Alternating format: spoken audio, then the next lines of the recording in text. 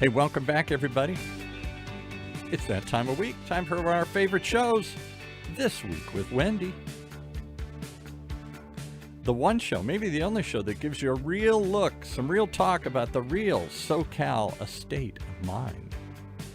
With your host, Wendy Ross, who, after working decades and decades, decided it was time to do something different. And that's when she started Veracity Real Estate. A company designed to give you bespoke client advocacy at all price levels. Something you just don't get in high-priced markets like Southern California. And through it all, she's found a way to collect the data and make sense of it today. She's going to give you a real deep dive into a lot of data today, right, Wendy? Of course. Now I feel like a fossil. I am not. Decades and decades. You could shave off a few decades next time you do that, Paul. Wow. For the record, that's not how I wrote that. Right. Wow. A little crazy. Preserving my job I over got a here. little carried away on that one here. Oh, good heavens. I've been doing this decades and decades and decades. I seldom hear anybody make sense of the market. We had somebody, I won't say what a show, we had another show this morning, and on camera they said everything's bright and rosy. Off camera they went, I don't know. I don't know, but I can't say that. That's where we need the hot mics to find out We what's need the hot really mics. going on. Seriously. I hear all the time, every week, people in various ways to shape up. You come in, everything's fine, no problem here, everything's great, and then they get out and think, I don't know. But I don't do that. I'm packing up and leaving. I don't know. Right. So for the record, just tell everybody I don't do You that. don't do that. Thank That's what's you. shocking. You call it as it is. Right? I'm consistent. If I'm wrong, at least I'm consistently wrong. But so Right. far, it's not happening, which is unfortunate. But yeah, to your point, I mean, I've got a different perspective, and I bring market analysis that other people apparently aren't bringing. And one of the ways I can provide the analysis that you don't find anywhere else is because we choose to work with experts and bring new experiences. What a radical idea that is. I know, color me crazy. You know, Paul, you could tell your other hosts that you were talking to, they could call Wendy to get some insight before their shows so they know what they're talking Because about. I actually do my research. Yeah, Good we're happy God. to we're happy to sell that to Or other, we could get other Jonathan hosts. Lansner back on. I'll never forget that one. The big restaurant. This guy's been writing about real estate for 100. Talk about decades and decades, literally decades and decades. I think since the 80s. Yeah, and he comes. yeah. That's all he does is do data. And he comes in and says, you know what, data's baloney. I know. That's always going to be funny. I know. You know, I'm going to be on a panel with him August 9th, right? So this yes, I know that, right? Yeah. I just want to I want to understand why I'm the only woman on a panel of 5. Like, what the heck is that about? But anyway, Is I that think what we you're the call only one being to a stand up to him. token? No. token. I think you're the only one that stood up to him ever. Possibly. I might trip him on the dais. I hope he's not listening. Can we sell tickets to this? Yeah. think so. I mean, he's a cool guy. I like him a lot, but I couldn't have been more shocked when the guy who's the data driver comes in and says, you know what, the truth is data. Has he ever written a column where he didn't say, according to my trusty spreadsheet? Yeah. Well, what is that spreadsheet if not a collection of data? And I guess he gets the point. I'll shut up then. Is that because data can be interpreted a million ways. Absolutely. And good data, bad data is bad results, and people can misread data all the time. That's why so few of us really bother even looking at data anymore. I know, and at best it's a baseline. But and to your point, every month I do a monthly report or recap where I'm interpreting the data. I do my best. I cull through the industry to see what the experts are saying, and I try to sift through the clutter and find out what's real. What is relevant data. And The key is you tell us what you really find. Most people find it and they say, well, I can't say that. that's bizarre to me.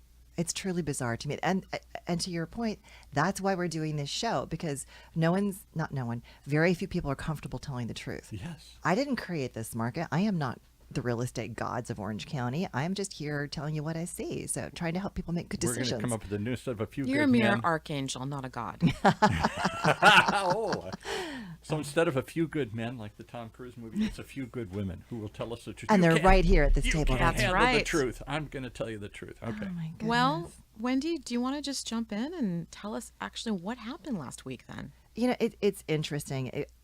As we all know, my show is called This Week with Wendy, and the market is moving more and more normally. So I am going back to producing monthly reports about what's going on, but I do want to talk about what happened last week in context of, month to date and what's going on so far this summer. So it was interesting. We had 461 new listings come onto the market. So month to date, that brought us to 3,098. And normally in peak summer months in Orange County, we'd have 8,000 active listings on the market. So we don't even have half right now.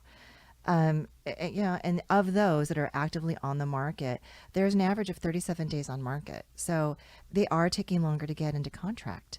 And last week, 408 did go under contract. So cumulatively, so far, month to date, we have 2,119 homes in escrow, and they averaged 33 days on the market. So more normal. That is what we would normally see in past years. In summers, we would be between 30 and 40 days on market, and as we get into autumn and winter, they would take longer to sell because things would cool off a little. So this is just beginning to look normal.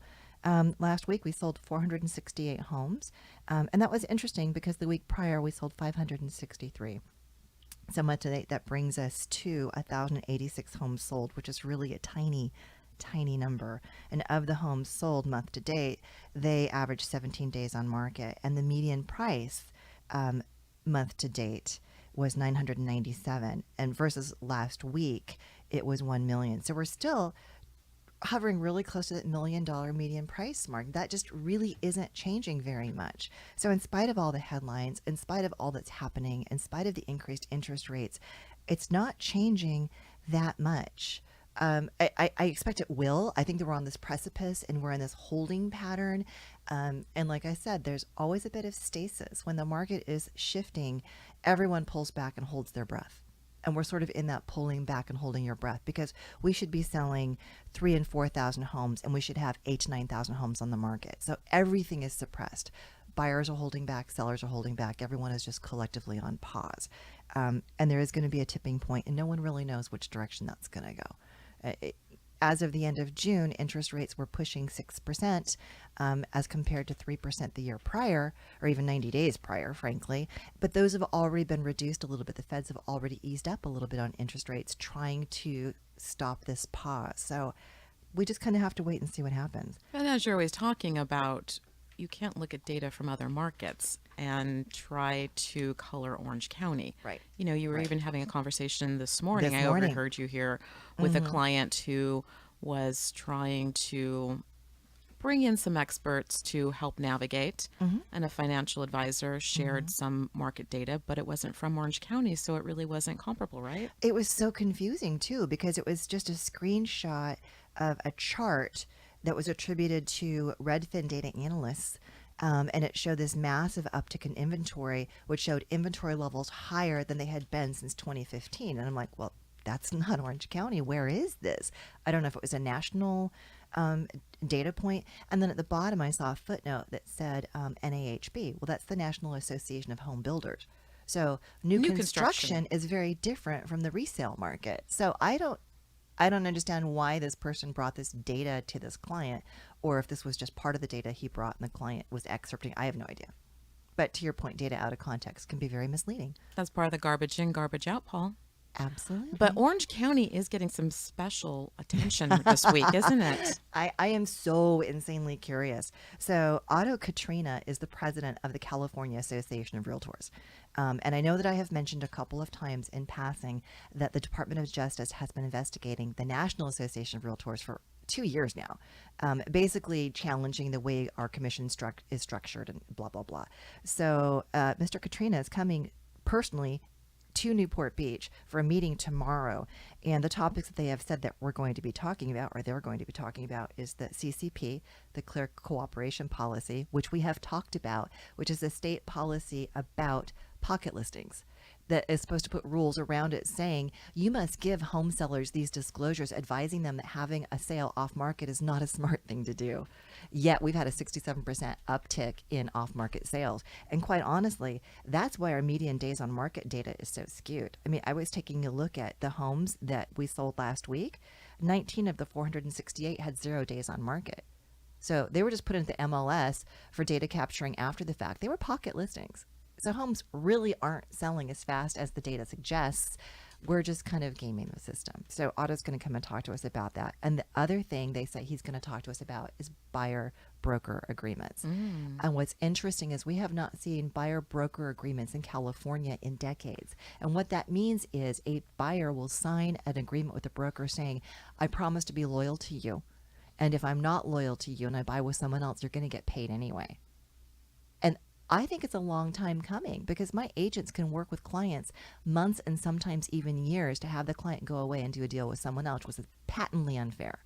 So I'm dying to see what all this conversation leads to. It sounds like that could really bring some more transparency to the relationship because clients so often are unaware of the hours and hours of research that it takes and really how much of hard costs you do deploy in order to give your clients the right kind of information at the right time and handhold them. It is shocking. It is shocking. My poor agents, especially during COVID, where we have just been running like, scared mice, chasing after listings and getting in line behind 40 people to show a house and writing 20 and 30 offers when we would normally write 1 or 2. It was just, if I had to reverse calculate what they actually earned per hour, I don't think it would be $15. I don't think it would be minimum wage.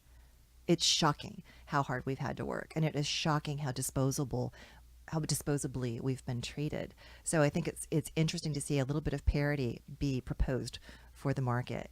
And instead of sellers paying all the commission for both sides, it looks like we're going to step into what used to happen where buyers paid for their own agency representation.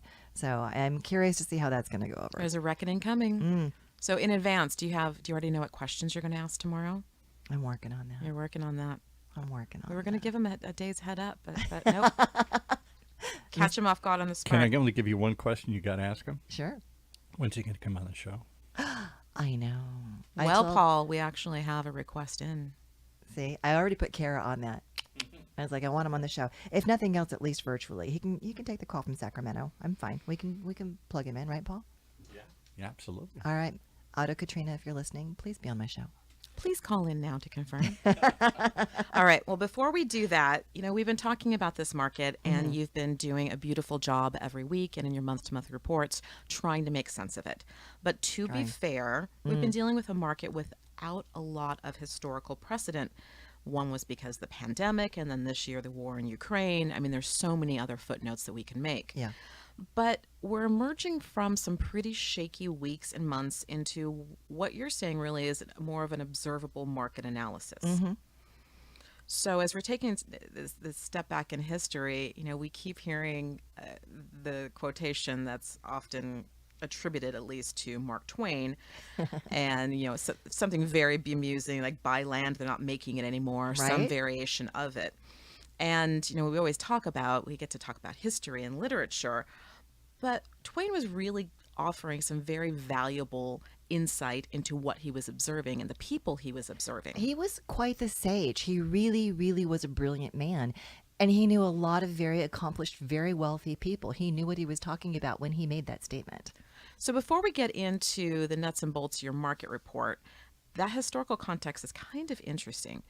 So, Twain's quip really brought forth a strategy that he observed among the people of his day who were wealthy. And it's part of that kind of American dynamism. Why can I always stumble over that word? I just trip on Dinah.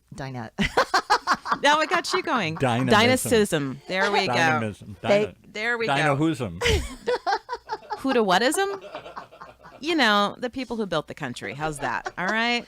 The ones whose names are still on buildings, and depending on your ilk of politics, they're thrown around as names of something or whatever. I love it. But give me a couple examples of those, because it's really a modern context, though, and modern strategies that you're always telling your clients about. Well, and what's interesting is that what's old is new again. And what I mean when I say that is that anybody who is a literature buff knows that Twain wrote not just about the wealthy, he wrote about the different classes. And he wrote some fairly progressive things. I mean, he wrote about people, blacks mingling with whites and the workers and the common folk, deigning to strive for more. And so we're seeing that is it's happening again. I mean, some of our greatest American dynasties, like John Jacob Astor, he was there at the turn of the century, of course, and he actually blended real estate into his endeavors in the early 19th century when fur trading and opium smuggling, I'm not kidding, started to wane for him. So wasn't doing so good bringing opium into China. And, not to judge, it was legal then, but We call that a pivot. yes, he pivoted into real estate, and it obviously did quite well by him because we all know the name Astor. And James Graham Fair, not a name that we know so well. He was not quite as loved because his nickname was Slippery Jim. He went to California and he made good in mining, not gold, but silver. So he was one of the people that put silver mining on the map. He invested in mining and railroads and ultimately real estate. And he built an empire in the 19th century that was worth $50 million. In today's dollars, it was a multi-billionaire. He was one of the richest men on the planet. So people, when you go to a big city and you see Fair Street, it's usually named after him, not after the county fair. It's named after Slippery Jim, which is interesting. But these men built iconic empires, at least partly based on real estate. And Mark Twain was watching this happen. He was watching men who were brilliant captains of industry also step into real estate. So it has always been true that no matter what is going on in industry and now on Wall Street, as the markets fluctuate and change, they're not making any more dirt. Smart people are getting at least 1 foot into real estate because it helps to offset and augment what other things are more variable. Yes, real estate does go up and down. Yes, we're seeing a slight softening in prices, but not like crypto. You're not going to lose 60% of your portfolio overnight. That's not going to happen with dirt. They're not making any more of it, specifically coastally. I mean, all right, fine. San Francisco and Seattle, they did actually make more. They actually did landfill. They moved dirt. But, there's a condominium tower that's falling over in San Francisco. So we're not doing it here in Orange County. We're not making any more dirt. It is what it is, what it is. So diversification makes sense. And now, if prices are starting to soften, which they may do, it's a great time to be an investor. And we're already starting to see that. I'm already starting to see people who are saying, I lost too much money in the stock market. I've moved my positions to cash, or I'm taking margin loans against my investments and I'm buying a rental property. And that's what we're seeing. We've been preparing for the show, did a lot of, of course, deep dive into articles and research reports. And what we're seeing is that the wealthy and those who desire to be wealthy, or at least invest like in using the principles of the rich, Right. are still gobbling up real estate. Yeah. And, we always talk about this. The wealth gap continues to grow wider and wider here in America. We see this in Orange County. The middle and lower classes were largely greatly more impacted by things like COVID, the interest rates hikes, and just the overall cost of living. Right. But they can recoup it with real estate, right? Right. And it was interesting. This brilliant attorney wrote an article, The Consolidation of Wealth in U.S. Residential Real Estate. And she pointed out that even though the wealth gap is widening, it wasn't widening quite as much because of the benefit of those who did already own real estate. So the middle class and the people who are entry-level buyers who already had a foot in the real estate market actually fared better than those who didn't. So while the bifurcation continues, and that has long been my concern, I continue to be concerned about that because America was built on the middle class. It was ameliorated to some small degree by real estate. So I'm not trying to preach the gospel of real estate, but there is a reality to it. It is something that is smart to invest in. It is something that gives you some stability, and it does, to a degree, stabilize your housing costs. Can I just toss in one thought? Absolutely, Can't stay Paul. quiet today here. Isn't that the definition of the middle class? When you move from the lower class to the middle class, you got a stake in the game. You own a business. You own your house. You own something. You've got without ownership, you're just renting and living week to week, month to month. Right. And what's been unfortunate is that in recent decades, especially since the crash of '08, we saw more people move from the middle class down to the lower income class, which is what's distressing. Or the lower median, the lower middle class rather than the upper middle class. So we've seen actually a retrenchment. Very few of the middle class went up into the upper class, and more of them moved down into the lower class in terms of income and assets. And it's frightening. And is that because a large number of them gave back their property? Yes, that's exactly what it is. So, and a lot of them were frightened away from the market, or they simply just couldn't get back in because the crazy loans didn't exist anymore. The liar's loans weren't available anymore. They're not available anymore. Yes, you can get a no doc loan, which means you don't have to prove your income, but you have to prove your assets, and you have to have a great FICO score, and you have to bring 40% of your own cash to the game. So you're still going to be in an equity rich position if you get into mortgage lending and real estate purchasing these days. So it's a frightening scenario, but ameliorated again by those people who did get into real estate. And that is why I'm on this show talking about how you can get into real estate. And that's what we really want to go into with a few more examples because, you know, here in Orange County, we're known around the world as a luxury destination, and a lot of real estate pros just focus on the uber wealthy and the luxury lifestyle. But, you know, you made a point once before, if you're buying a house for $1 million in most parts of the world, that is considered luxury. It's a palace, right? But we know your heart is not actually in selling real estate to the uber wealthy. I mean, I will. Please call. I'm not saying that. But you Elon really Musk love... was looking to sell his house. I didn't know I was going to give you the referral Oh, today. good. Yeah. Okay. Well, Wendy's Paul's available. such a tease. Wendy's available. We'll clear her calendar. But you really love this strategy of working with, you know, you've called it the millionaire next door, like the book, or the old money, but the middle class, to really help them understand what's happening with their wealth, right? Right. You know, it's interesting that we have to talk to people about how to get strategic, about how to get into this market, and to not get too hung up on the media headlines, and not to get too hung up on interest rates are skyrocketing. Yeah, they are, but there are things we can do. Has the golden age of real estate ended, Wendy? Yeah, we're holding our breath. We're holding our breath. But we're seeing some pretty big players get back into the market, right? We're seeing not only institutional investors get back into the market, we're seeing the largest surge of mom and pop investors getting into the market. Again, because they're trying to stabilize their portfolio. They're trying to stabilize their investment strategy. You know, they want to leave a legacy for their kids. And to a person, every single person I know who has purchased real estate, even if it was a studio condo somewhere, has not regretted it. You know, if you make a well-informed purchase and you make a purchase that is within your means, you won't regret it. And there are still ways to do that. I mean, I was looking at some properties for some people. And again, many of my clients stepped off the market. They're like, I have to wait. I have to save more money. These interest rate hikes meant that I'm paying $20,000 more a year in mortgage payments. A $20,000 increase in my housing payment per year is just too much to stomach. And I get that. So I would suggest to that client, okay, if you can't buy the home that you want to live in because the mortgage payment is too high, rent a home where you need to be, and let's get strategic and buy an investment property for you that pays for itself. So let's find something where the rent you will get from your tenant will cover your mortgage payment and your taxes and whatnot. And ideally, we're going to look at places that are that have property taxes that are minimized through Mills Act, property tax reductions and things like that. And that way you can build equity and you can write off every darn part of that investment.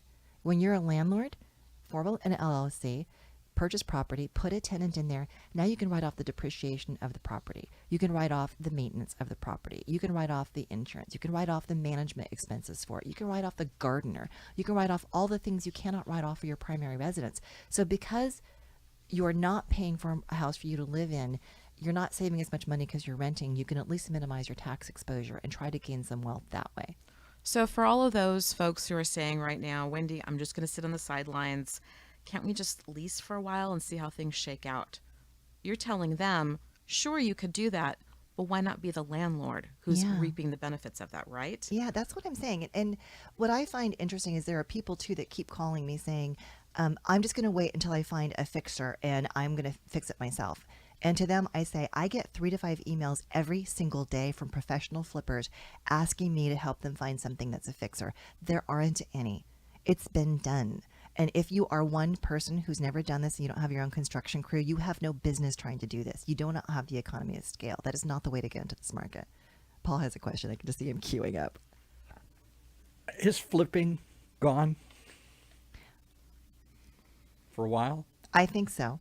I didn't expect it to last through this year, and we're seeing it. And my personal opinion, this is my own opinion. People can call and argue with me if they want to. The only people who are finding properties to flip are those who are going directly to sellers and not giving them fair market value for their homes. So they're doing off-market deals to pick up properties that are not on the open market. And even if these distressed homes are in horrible condition, if they were on the open market, the sellers would have gotten more money for them. But that is the only way that there's enough margin for someone to come in and improve it and resell it. But there's still aging inventory in the north part of the county. It's, your associate lives in Buena Park. That's an older part. The Fullertons, the Breas, the other things. These homes go back 50 years or more. Sure. Aren't they falling apart? Somebody can fix them and flip them. Some of them, and people are gobbling those suckers up like mad. Yeah. There's another house. Well, a house 2 doors down from me was built in 1947, as was mine. We live in a post-war neighborhood. My home was improved before I bought it, so they updated the interior. They added an ADU in back. This home was not updated. It was in pristine condition, but it was in pristine 1947 condition, and it sold for $850,000. A 2-bedroom, 1,400 square foot house. So, yeah, they're older, but there's still no inventory on the market. There isn't any, and even if it's taking, oh my goodness, 3.5 weeks to sell, that's nothing. In the grand scheme of things in our marketplace, homes never sold in less than 30 days. If anything sold faster than 30 days, that was incredibly fast, and we assumed it was underpriced. What was the longest term? Well, like in the Great Recession, didn't it take 6 months sometimes to sell houses? If homes were over $1 million, it could take 6 months. But even in the Great Recession, you would see homes on the market like 80 to 90 days. But those times on the market, Paul, aren't really shouldn't preclude anyone from jumping into the market right now. Absolutely not. I mean, even with everything we're discussing, for those who have the grit and determination and the desire to follow some of the notable names that you've mentioned already, it's time to buy, right? You know, in context of the greater scenario that CryptoCoin has been and I'm not a crypto expert. I'm just hearing people saying that Right. crypto has been highly volatile. Wall Street has been highly volatile. And as with anything, when one is making investments, diversification is smart. And when it comes to I'm not going to say recession, but inflation that we know is definitely here. Inflation is skyrocketing. The cost to live is exponentially increasing. So why would anyone not want to stabilize their housing expense? I don't understand that. Well, let's talk about some tips for them for that ma and pa investor, because one of the things I keep hearing, Gina was even talking about this. Gina Odo, who's a senior realtor with Veracity Real Estate, was talking about she's been trying to work with a couple to get them into a single family home. And their budget simply will not permit it in the cities in which they want to live and with the type of amenities, etc. And she was trying to steer them into a condo where either they could live or use that as a rental property. Right. Can mom and pop investors really still do this? Absolutely. You were talking about a property earlier in Santa Ana, I think. It's a historic home, and you were able to, it was recently leased, right? Right. Do you know the economics behind that? It was leased a couple weeks ago, and I was really, really surprised because it was a home built in the 20s. It was obviously beautifully restored. It was already on the Mills Act register, so that the homeowner was getting property tax rebates like mad. So the current value of that home would, if they were to sell it, would be like $1.1 million. They rented it out for $5,600, and it's a gorgeous home, but it's in historic Floral Park. It's a 1927 home. The lot was about 7,000 square feet. It wasn't on a massive lot, so it was a lot that had been split at some time in the last century. But when I did the math on that, if somebody had bought it, because the property tax rebate is so profound, and for those of you who don't know, Mills Act is a property tax discount program, if you will, where cities participate and say, if you maintain this house in its original condition because it is of historic importance, we will give you a massive tax break on your property tax.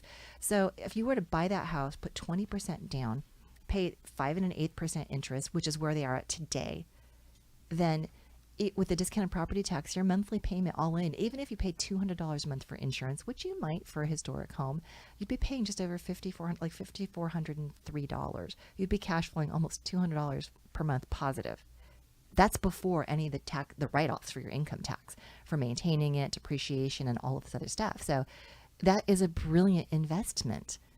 And quite frankly, if someone is going to pay $5,600 a month to rent a house, why would they not just pay $5,400 to buy the same house?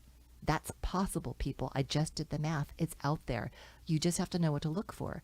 And instead of buying a house that was newly built or newly remodeled to look like a mid-century modern house, why not buy an actual mid-century modern house that has property tax preservation? And that way you get the same housing expense you would if you were renting. It doesn't make sense to me to do anything else. So 5,600 in your example to give to landlords of a house, or one could become the landlord of the house by buying that property. How are you seeing clients coming up with the funds required, though? Down payments and to be qualified for it. What are some creative ways that you're seeing in this market? It's really, really tricky. A lot of people, like I said, have taken their investments and put them into a cash position. I do see a lot of people that are taking loans from 401ks and things, which you can do to purchase a home. And obviously, there are families that are aggregating money multi-generationally to create down payments, which is something that we have seen in other cultures forever. It was not at all uncommon in the Pan-Pacific region and in Latin American countries, and honestly throughout Europe. If someone in the family was buying a home, everyone came together and they pulled together their resources to help with the down payment. It was a bit of a celebration. Americans have been proud, and we have not done that until now. Now we're starting to. We're starting to see there's not shame in asking the family to help. All right. So what are some of the other benefits to individual landlords? Well, aside from the tax write-off, you've got guaranteed income. I don't want to work the rest of my life. So I like the idea of having rental property where I'm going to have this income stream. So we can't dismiss the value of that. So let's say that you buy the little condo, like Gina helped someone buy a condo. Well, actually, here's a better example. I helped a school teacher several years ago buy her first condo near Cal State Fullerton. It appreciated so much, it almost tripled in value, that she was able to sell it and buy up and buy a much larger, granted, it was a townhome, but it was much larger. It had a private yard. It had one common wall. And in a couple of years, they're going to sell that and they're going to keep stepping up. Or they may keep it and put renters in there and have rental income for when they retire. And having these varieties of revenue streams or the opportunity to parlay an investment today into a greater investment tomorrow is something you can't imitate elsewhere. I mean, yes, you could invest in other things. Yes, I do have Wall Street investments myself, of course, but I don't have everything in the stock market. Diversification makes sense. So, Diversification makes sense, and so does being able to build that generational wealth. Paul, you even mentioned earlier about what's that definition of moving from lower class into middle class and above, and it's having some skin in the game, being able to have some investments, some assets to be able to pass along. Yeah. Paul looks like he's queuing up. What you got, We Paul? got to pass along we got to do your break here. We got to tell them who your sponsors are today. Okay, fine. Take it away. Let's take a breath with that note and remind everybody that Wendy surrounds herself every week with some great strategic partners, including our sponsor today, Ford & DiIulio. They're an Orange County-based boutique litigation firm with experienced attorneys, a small firm with big law firm experience. Partners founded did so on the concept of aligned interests, where their interests aligned with yours, where they're not just trying to run up the bill, but they're trying to really get you what you're looking for, where you're rewarded for being efficient and effective, and where they engage in the relentless pursuit of their clients' goals, whether it's litigation, maybe it's mediation, or even if it goes to trial. That's what you're looking for, someone who will fight for you. Then find them at FordDiulio.com, FordDiulio, FordDiulio.com. I'm going to give you a wild one. That my son-in-law, as you know, was tempted to sell his house. Got cold feet because he didn't know where to go. Rising interest rates and all the other stuff here. So yes, he could sell his place for more than he ever thought he could, but where does he go? And for a brief moment, he flirted with moving out to the desert. And he looked at some places out there, and somebody threw this idea at them. I've never heard this before. Oh. This was a home builder. Okay. And he was talking about, I said, how things had gone up in the desert even dramatically. And stuff. Joshua Tree is one of the fastest He's accelerating still looking markets. for a $500,000 house. He thought he'd get, a $300,000, $400,000 house or something here. No. Anyway, so he was looking at not just that, he was looking at like the Palm Springs area and stuff. Okay. All right, so here's what somebody threw out. I've never heard this before. I said, how is everybody going to keep interest rates go up, houses go up? What are we going to do? He said, well, do what they do in Japan, which is 50-year loans.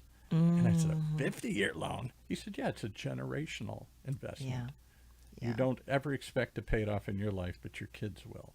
But you've guaranteed you've owned something, you've stabilized your housing cost, and the rents aren't going to keep going up and up and up. And so it's like stabilizing your rent, and then someday it's a legacy you leave to your kids. And they pay it Wow. off. Talk about taking a life estate to the nth degree. Yeah, I thought, well, I've never heard. Do they do that in Japan? And with that, has anybody ever even mentioned that here? Is that where we're headed? Because like a car, how do we afford a higher price car? We're now doing 6-year loans and 7-year loans and other sorts. If you spread it out long enough, it brings the payment down. That's incredible. And I heard a whisper of something like that years ago, and it just sort of went away. So I'm assuming that American institutional lenders just don't have appetite for that. And what's interesting, Paul, is given context, the American construct of a 30-year mortgage horrified Europe. When we first started doing that, Europeans were like, those Americans are crazy, because they didn't do mortgages or, real estate financing for more than, 10 to 15 years maximum. And we doubled it, and they thought we were insane. So I can't help but think that 50 years I wouldn't do it. But that's just me, and I'm old school. I'm stuck in my ways. I like doing things the way they've always been done, creatively, mind you. But 50 years seems like a very long time to me.